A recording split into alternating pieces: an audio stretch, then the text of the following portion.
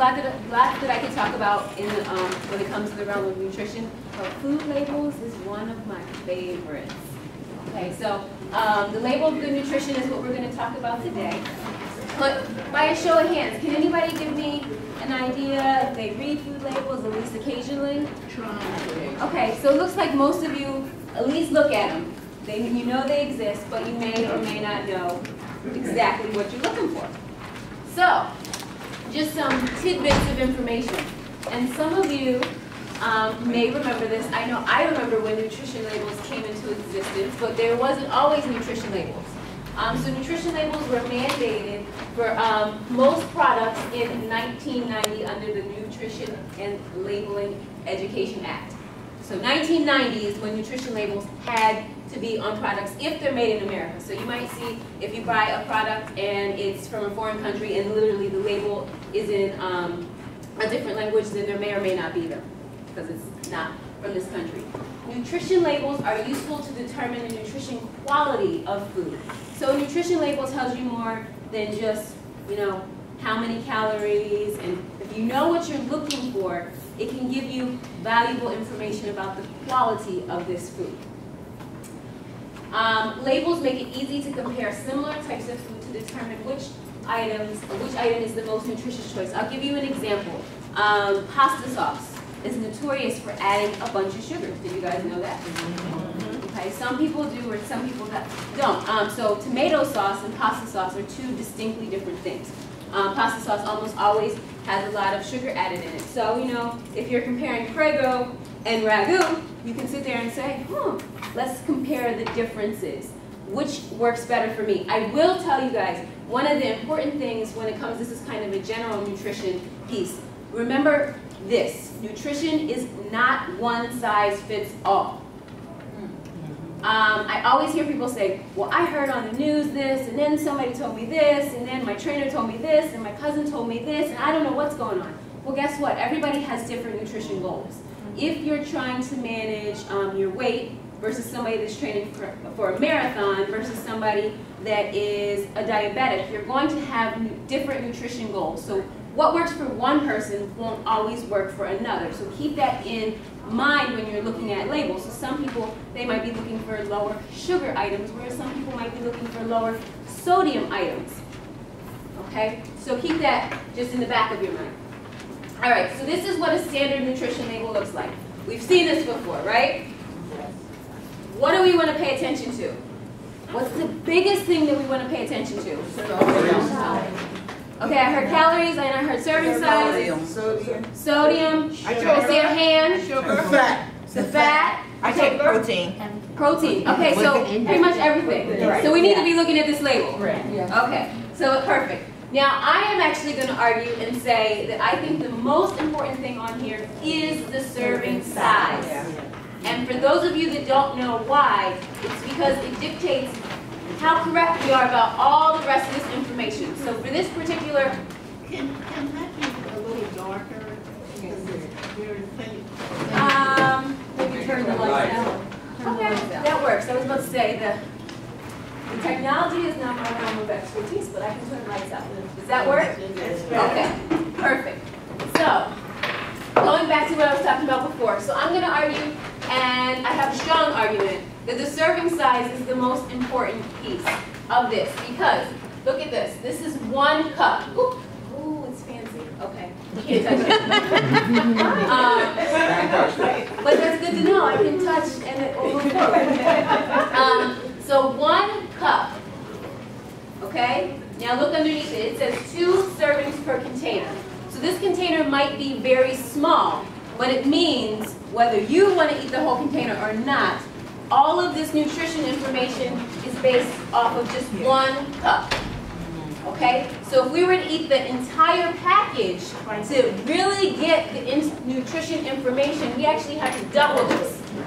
Okay? So if we ate the whole container, we didn't have 250 calories, we had 500. Okay? So that's why I'm going to argue I'm blue in the face, but if you're getting your math incorrect, it's not helpful for you. Okay? So that's very, very important. I'm going to tell you, food manufacturers love to make labels look as positive as they can. So, you know those little, I guess it's a pint of ice cream? Guess how many servings are in there? 4. Oh, you guys are good. So there's 4. Okay, how many people, I won't even ask you to put yourself out there, how many people have known somebody that has eaten a whole pint in one sitting? Okay, absolutely. Thinking, probably when they look at the nutrition label, oh, there's 250 calories in here, not a big deal. Not 1,000. Okay, so you can see where those numbers are very important. Underneath here, we talk about calories. Do you guys know what calories are? Like, really know what calories are? Most people don't. Okay, so it's the form of, well, it's the form of energy. So just like we'd have to put gas in a car, we have to put energy in our bodies. So calories, we need calories. We don't need to overeat calories, but we do need them. And so calories come from 3 things. Now I'm going to tell you, we're going to play a game later. Start paying attention to these things. 3 things. You guys know where these 3 things come from? Sugar, fat, protein. You guys are almost correct. Carb, sugar. Carbs, fat, and protein. So if we were to add up all the calories from those 3 things, we get total calories. So when you think about fat, protein, and carbs, there's 250 calories. If you look to the left of that, excuse me, the right, you see calories from fat. I don't think that's that useful, but what it's saying is of that 250 calories, 110 of them are coming from fat. It just breaks it out for you. Whereas the other calories are everything. Okay? Now, let's get into these other parts. So this is where sometimes people don't know these things. Right under here it says total fat. This takes you back to grade school. When you hear total, what does that make you think of? The sum of everything. The sum of everything, except most people don't know what everything is, so they don't know what they're looking for. So in this product, we have 12 total grams of fat. Okay? And notice that underneath it, it's indented, which means that that's part of the total. So 3 grams are from saturated fat. But you told me that there's 12 total grams. Anybody know where else? Okay.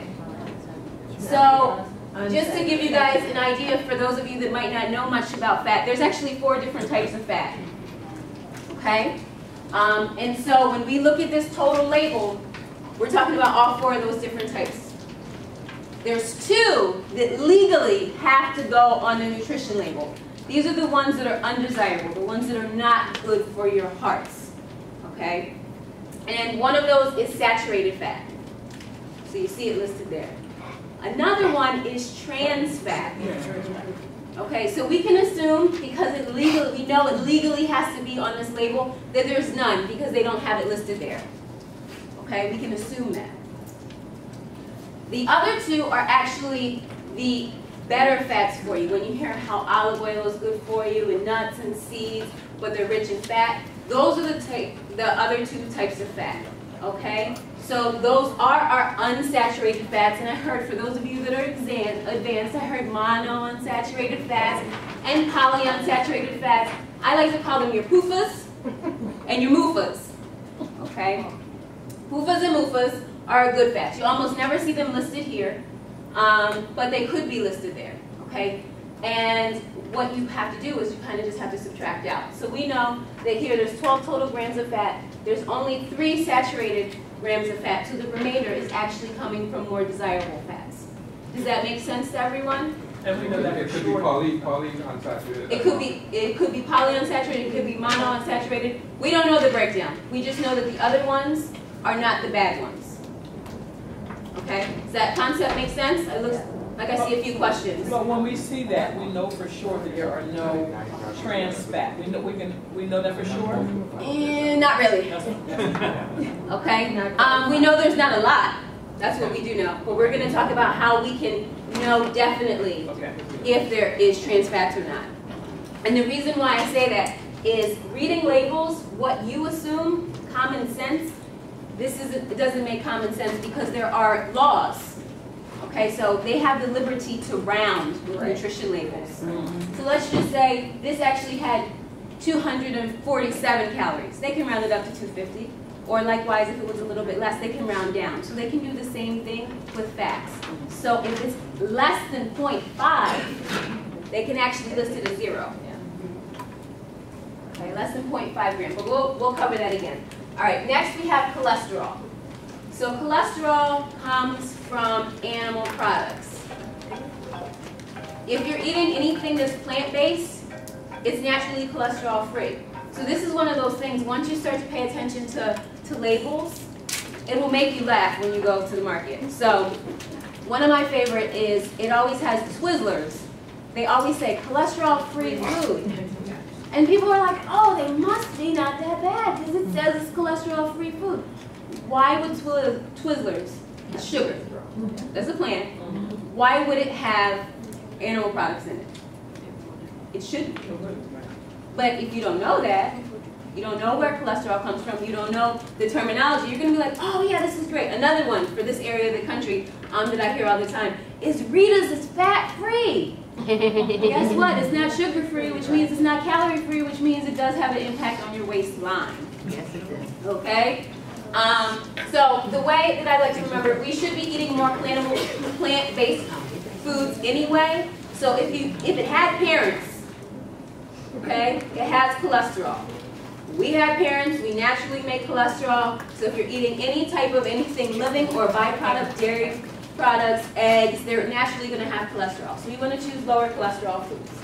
Okay? Sodium, this is a big one. What do you guys know about sodium?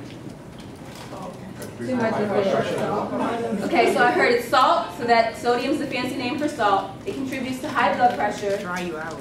It dries you out. Okay. Anything else? Your foods that have a nutrition label are typically loaded with salt and sodium, meaning that to make things sit on the shelf, they have to have a preservative.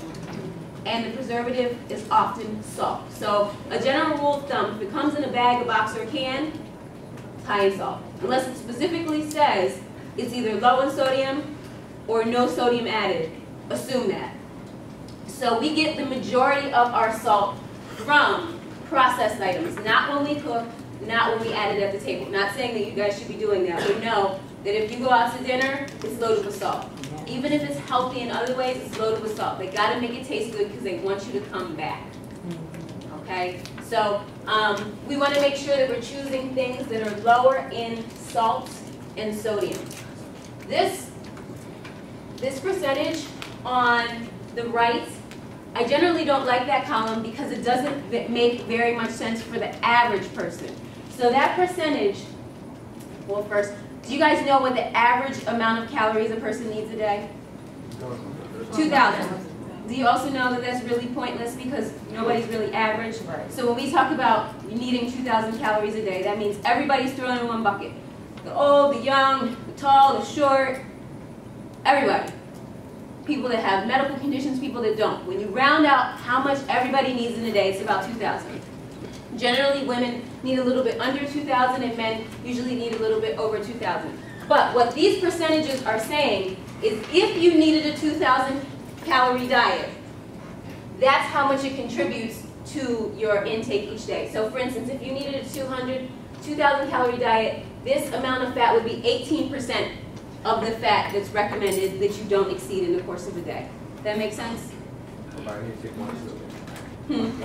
Provided you take one serving, right.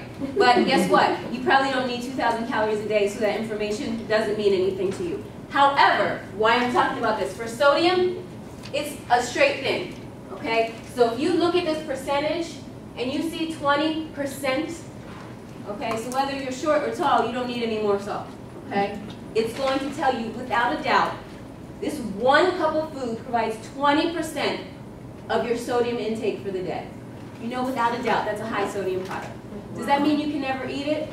No. It means that for the rest of the day, you need to be eating things that you prepared. Because there's no way in the world that you're going to have this and other things that are processed and not exceed your sodium needs. Okay? That concept makes sense? So if you're somebody that likes lean cuisines, fine. But that means the rest of the day you need to be preparing your own meals. This is also one that works like the total fat, total carbohydrates. This is especially important for diabetics to pay attention to. So you see total once again, so it's the sum of different things. Now this one is really tricky because you've probably never seen one of the components on a nutrition label. It's rarely on there. So we see total carbohydrates is 31 grams, okay? Dietary fiber is 0. Notice it's indented, so we know that that's part of it. And we see sugars, 5 grams. So if you add up 0 plus 5, it certainly doesn't add up to 31, does it? Where's the rest? Anybody have any idea? Carbs. Well, we're talking about carbs, so these are carbs. Sugar's listed. You're absolutely right. Starches. Starches. So you rarely will see this on a nutrition label. The only time I've seen it is on a cereal box, and it'll say other carbohydrates. Okay, that's the only time I've seen it. So this is very important, especially for any diabetics in the room. You want to pay attention to the total carbohydrate number and not the sugars. That's where everybody focuses. Okay? They'll be like, oh, it's only 5 grams of sugar. That's fine. Well, guess what? You're missing a whole lot of other carbohydrates that ultimately are going to break down into sugars in your body and have an impact on your blood sugars. Okay? So we'd like in this category to have more fiber. Okay, so the more fiber a product has, the better. Does it bring down the carbohydrates? So that's kind of advanced. So they have net carbs is what you're referring to. And we only talk about net carbs. So meaning if a product has enough fiber, fiber is not actually digestible by humans.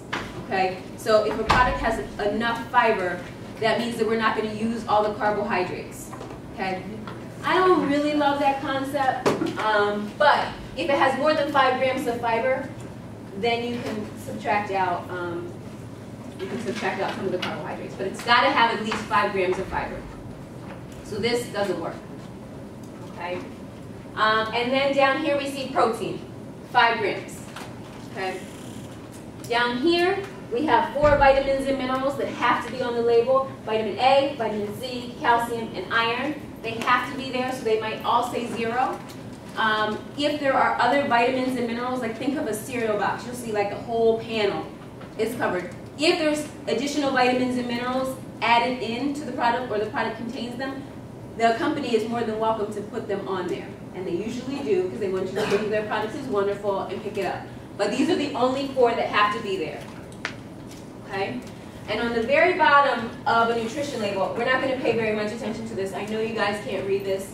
But once again, this goes back to these percentages. So this is information based off of a 2,000 calorie diet and I think that's a 2,500 calorie diet. So see, I don't even know what it is because it's not useful.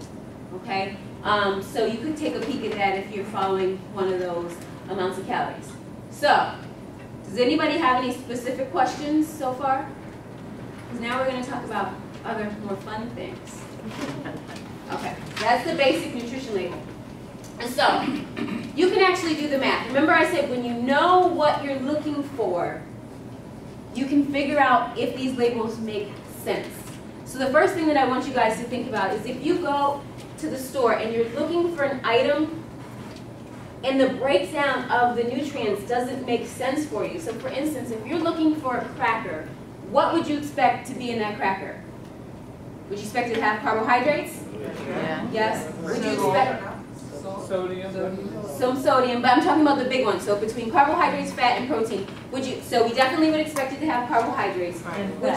Would you expect it to have a lot of protein? No. And would you expect it to have a lot of fat? No, so there'll probably be some fat, but if it has a lot, so a cracker that's really buttery is going to have a lot. That tells you this is not the best cracker for me. I'm going to put it back. So we think about what we're purchasing, and if it doesn't make logical sense, they're adding stuff to make this product taste better, but it's not necessarily the smartest choice. Okay? So actually, I want to go back for a second. So look at this label. There's plenty of fat, there's plenty of carbs, there's a little bit of protein. Anybody have any idea what this might be? Chips. Potato chips. That's a good guess, but there would be even less protein and probably a little bit less fat. Macaroni and cheese. Macaroni and cheese, absolutely. Does that make sense? It's pasta, it has cheese, which has fat and protein, and it's got sodium, makes perfect sense. That's what I want you guys to start thinking about when you look at a nutrition label. So if it doesn't add up, it's probably not right. Okay, so going back to this, we can do the math. Remember how we talked about total calories was based off of carbs, fat, and protein. Okay, so carbohydrates contain 4 calories per gram. Okay, proteins contain 4 calories per gram. Fat contains 9 calories per gram. And just to put this in reference for you guys, you know how you hear, oh, when you eat fat, it makes you fat? You always hear that, oh, don't eat all this fatty food. Well, it's because this, if we were to put this, like if I was to have it in my hand, weight-wise, I would have a decent amount in my hand with 4 grams of carbohydrates. Okay? I would have a decent amount in my hands with 4 grams of protein. But fat, I would have this little tiny piece, but it's way higher in calories. So people often say, I don't eat that much food, but the food that you're choosing is loaded with fat. So it doesn't have to be that much. Okay. So keeping in mind, we can actually do the math. Okay? Actually, anybody want to be my volunteer that has a phone with a calculator, which most do? Anybody? Okay. So I'm going to go back to this nutrition label. So we know that there is, I'll start with carbs because that was the first on the last slide. There's 31 grams of carbs. Okay? Times that by 4. I don't know how fancy your calculator is. 124. 24. 124. 124. Okay, so either write that down or somebody remember that because we're going to add all these up. We know that there is 5 grams of protein times 4, 20. And we know that there is 12 grams of fat times 9. 108. 108. So add up all 3 of those.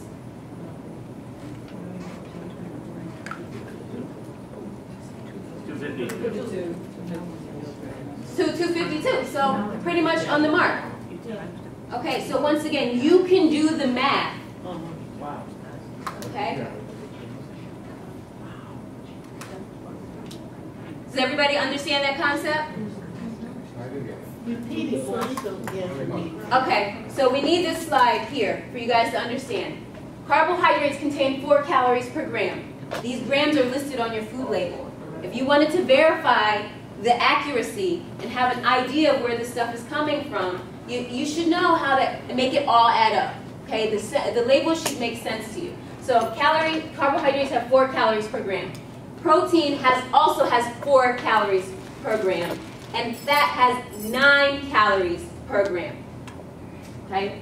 So what we did here is we took that information and applied it to this label. So we said for fat, okay, we know that there's 12 total grams of fat. So we're going to multiply that by 9. And I believe you guys said that that is 108 calories from fat alone. Now look up here. That's pretty consistent with what we saw right there. Okay? We came here next. Total carbohydrates, which was 31, and we multiplied that by 4. I think you guys said that was 122? 124. 124. So now we're going to add those 2 numbers together along with the result from this. 5 grams of protein times 4, so it's 20, and we add those all up, and that gives us the total calories for this product at 252. They took the liberty to round down. Does that make sense? Does that clarify what we did? Yes. Okay. All right, so this is one of the my favorite things that I love to talk about is a sugar is a sugar is a sugar. Okay? I'm going to tell you guys, you're more than welcome to answer questions, but the rest of this I'm going to go through kind of quickly, so you'll actually have an opportunity to look at some of the food labels that I have in the back. And you can always ask me questions. And once again, I'll be in the exhibit hall as well. So 4 grams of sugar is equal to a tablespoon. So when you have your coffee or your tea and you take out your tablespoon, 4 grams or 16 calories. Okay? The average American consumes 22 teaspoons of added sugar a day, which amounts to an extra 350 calories. Okay, each day. So let's just say one day you decide to drink your coffee black and not eat a bunch of sugary cereal, and you just had 350 calories less. That's simple. Okay? Most of these sugars come from processed foods. All right, sugar is in almost everything. But sugar-sweetened beverages, the juices that people enjoy, the breakfast cereals that we feed ourselves and our children, that's where we get the majority of this sugar from. Okay, from processed fruits. The AHA, the American Heart Association, suggests a limit of no more than 100 calories, okay, this is a day, or about 6 teaspoons, opposed to 22. 6, teaspoons, I was about to say, I don't mean tablespoons, I had to clarify that. 6 teaspoons, or 24 grams of sugar for most women, okay? And for men, no more than 150 calories, because they're bigger. Unfortunately, ladies, they do get to have more calories and stuff like that. Did you say we could ask questions in between real quick? Well, if it's a quick one. Does that apply to Splenda and all that stuff? No. We'll talk about that later. That's an artificial sweetener. So once again, limiting, this is the American Heart Association, their recommendation is to limit to no more than 6 teaspoons a day, or 100 calories for women, and no more than 150 calories, or 9 teaspoons. Wow. Okay, a sugar is a sugar is a sugar. Honey and agave are natural, so they're less processed, have less chemicals added, and they have other health benefits, but that wasn't their goal. Their goal wasn't wellness, their goal was weight loss. Right. Okay, so a sugar is a sugar is a sugar, meaning that just because it's fancy, it still can make you gain weight. Now here's the fun part, is when you go to that nutrition label, they're not just usually going to tell you that it's a sugar, they're going to dress it up and make it sound pretty so you don't know what it is. So these are some of those things that are going to look fancy, so you know your high-end items. Agave nectar will be listed under the ingredients list. Or evaporated cane juice, okay? Malt syrup, brown sugar, one of my favorite, brown rice syrup, okay? We also see the ones that we're more conscious of, fructose, maple syrup, cane sugar, cane crystals, fruit juice concentrates, okay? Molasses. So I underlined the ones that sound more healthful. So you'll see these on products that are targeted to the healthy market. Cane sugar, glucose, raw sugar, corn sweetener, high fructose corn syrup, sucrose, which is table sugar, corn syrup, honey, syrup, crystalline fructose, invert sugar, dextrose, and maltose. All of those mean this product has been sweetened. That's all that means. Okay? I will tell you, if you see a word on the ingredient list and it ends in OSE, find one. That's right. Yeah, there's a lot of them. But right here, that's almost always, like 99%, a sugar. Okay, so if you're not sure, when you see the nutrition labels, if it ends in OS, almost always it's a sugar. There's only one exception I can think of. Alcohol. No, seriously. Yeah. Yes. What's your Alcohol question? is a sugar. Yeah. Sugar alcohol. Okay. So here's just some things we talked about these already. So I just want to show you a few labels now. So these are Reese's Puffs. Do you think they're good for you? Reese's Puffs, so it's the Reese's cereal. Oh, the same as the cereal, no. Okay, so we don't need to go over all this stuff, but with the sugary cereals, the serving size is generally going to be pretty small. Okay, you can think you're supposed to have a medium-sized bowl, but the nutrition label will say otherwise. So here it says 3/4 a cup. So that's our serving size, 3/4 a cup, which provides us with 120 calories. For here, this is 160 milligrams of sodium, which is actually, when you talk about sodium, it's not extremely high, it's on the lower side. It has 1 gram of dietary fiber and 10 sugars. Wow. I think we can do better. What do you guys think? We could have a cereal, we could actually have cereal, because this is like, you know, a taste.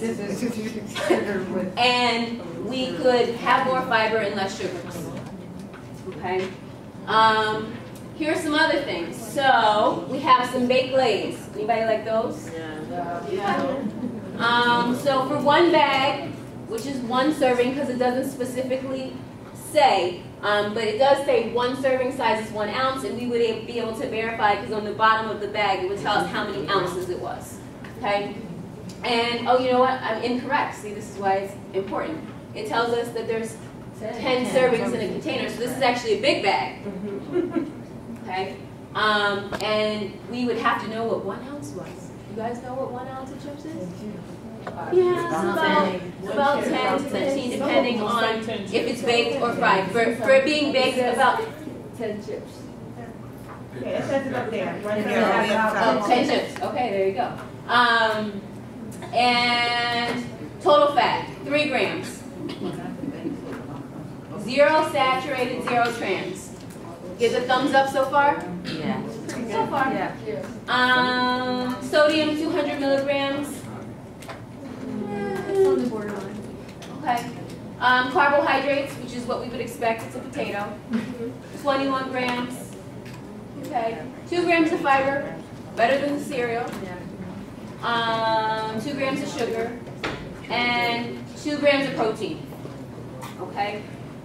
So, overall, is this a terrible product? No. But are we overly impressed? No. Okay, so that's what I want you guys to think about. So this is what I call sometimes food. It's not a food that we eat every day, but it's, you know, if we're out, we're going to Wawa, and we want to make a smarter choice, this is not a terrible choice. Okay? We also, this is the first time I've been able to show it to you, we have the ingredient list, and it tells us exactly what's in here. So remember when you asked about the trans fats? This is how we know definitively if there's trans fats in there. If anywhere in that ingredient list has the words hydrogenated or hydrogenated oil, there is some amount of trans fats there. I don't care what the label says. What are those 2 words again? Hydrogenated or hydrogenated oils. Trans fat. Okay. And what happens is often you're going to find these in products, and they will have a, they'll be like a reduced fat product or something like that. So people will be like, oh yes, I can have more of these. I can have more Oreos. Okay? And now they don't have the amount that they're supposed to. They have 3 servings. But guess what? Each one of those servings might have had like a ½ gram. So now if you had 3 servings, you had 1.5 grams of trans fats when you thought you didn't have any. Okay? This is Cheerios. I just want to use this as an example very quickly as far as, you see how the vitamins and minerals, there's lots of stuff listed here. So that's what will happen if it has more vitamins and minerals. And it also is one that actually says other carbohydrates there. Okay? This is an example of how we can compare 2 similar type items. So these are both chicken and rice soup, but you're going to notice that this one has 870 milligrams of sodium, and this one has 480. That's the difference, isn't it? Yeah. So even the 480, that's still too much. Right. What did I tell you? If it comes in a can, a box, or a bag, it's going to be high in sodium unless it specifically says that it's low sodium. Okay? So soups are notorious for that. And I have to be perfectly honest, usually the low sodium ones don't taste very good. All right, so that's when you might just consider something else. Okay. I'm one of those people that I love it or I leave it. If I can't have what I want, I'm just not going to bother. So these are some terminologies that you might see on the front of the package. Okay. Remember I said that this isn't what you necessarily expect it to be. So these are some things that I think can be kind of tricky. Low calorie means that there's 40 calories or less per serving. Okay. Low cholesterol, it's kind of self-explanatory, so we won't waste our time there. Reduced is a great one. So reduced means that there's 25% less of whatever they're talking about as reduced, fat, sugar, sodium, than the original product. The best example I can give you is soy sauce. There's original, and there was reduced sodium. Know that the reduced sodium is still high in salt. All they're saying is it's at least a 25% reduction of the original. It doesn't necessarily mean it's good, but you see reduced and you're like, oh, great. Okay. A good source of, so if you see on the front of the package, this is a good source of fiber, vitamin B, whatever. That means it's at least 10 to 19% of the daily value of a particular vitamin or mineral or nutrient. Calorie-free does not mean it contains no calories. It means that it has less than 5 calories per serving. Okay. Fat, sugar-free means that there's less than half a gram of fat in it. So this is going back to those trans fats. So if it has less than a half a gram, it can call it free of it. Okay. Low sodium is less than 140 milligrams. And high in, so if you see high in, I don't know, high in vitamin A, that means it provides at least 20% or more of the daily value. And high in fiber means there's 5 grams or more of fiber per serving. Okay? So those are nutrition claims. This is, we're actually going to do this really quickly. So I want you guys to think of a concept of when you see foods, is it a go, a slow, or a no food? A go food is the type of foods that I want you to have every day. Your fruits, your vegetables, your lean meats, okay? Your slow foods are foods kind of like those baked lays. We can have them on occasion. We certainly wouldn't call them nutritious, but they're not tasty cakes, okay? And then your no foods would be those foods that you by no means can say that they're nutritious. And I'm not saying that you can never have no foods, but we need, no foods are foods that you should not eat or you should limit to special occasions, okay? And so, go, we're going to choose these foods. Slow, these are foods we choose in moderation. And no, these are foods to avoid. And I'll just give you some examples. So we want to choose food with the fewest ingredients. So when we look at that ingredient list, if it's like this long, it's got like 20, 30 things listed in it, and you have no idea how to pronounce half of them, we don't want that. We want to know what those ingredients are. Okay? We want to look for the following things: a good source of, great source of, low in sodium, no sodium, high in fiber. Those are the type of things we're looking for when we choose go foods, or the labels that go foods would wear. Okay? Slow foods. These are processed foods we choose in moderation. These are going to be sugars, so high fructose corn syrup, table sugar, etc. Artificial sweeteners. So these are things that have been added into the food supply. They are man-made to reduce the amount of sugar that they're using, but still give you sweetness. They do not have calories, and they do not affect your blood sugar. But once again, they are not natural.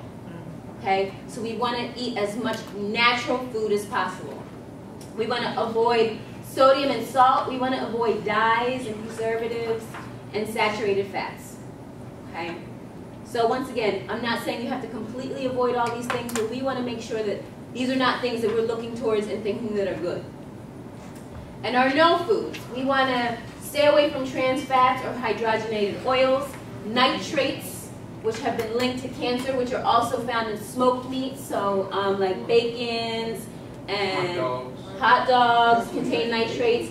MSG, okay, which is monosodium glutamate, and GMOs. We don't know what they're doing with GMOs, okay? So if you have a choice, we want to leave GMOs alone. All right, so here's my name and contact information, but let's go to the back. So what I have back there is I have 6 foods, all right? Some of them I have an additional food label just to make sure everybody can look at it. Some of them I don't. Feel free to pick it up, look at it, and then I'm going to ask you, make a mental note if you think it's a slow, no, or go. I'm knocking my glasses off. And then we'll decide, okay, collectively. So I'll give you guys like about 5 minutes. Some of you don't look like you're moving so fast, so if you don't want to, you don't have to, but that's what we'll do.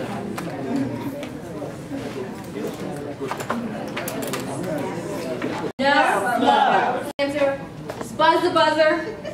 Okay? So, there's not a particular right answer to this first one. Name one thing you should avoid or limit that can be found on a nutrition label. Fat. Fat. All right, I'll take that. So you have 1 point. First 1 to 2 points wins. What does the serving size tell you specifically in regards to calories? The serving size. So on the top of the nutrition label. Oh, it tells you how many grams per food calorie, right? So Like it tells 4 grams. you How many calories per gram? how many servings. Is it the same? Is it the What's same? in the Oh, container? gotcha. How many servings is there? Okay. Gotcha. Okay. That's what I like. And number 3. So this is the tiebreaker. Okay. Name one thing you should look for on a nutrition label. Didn't be. Oh, there you go. Service size. Okay, I'll take that.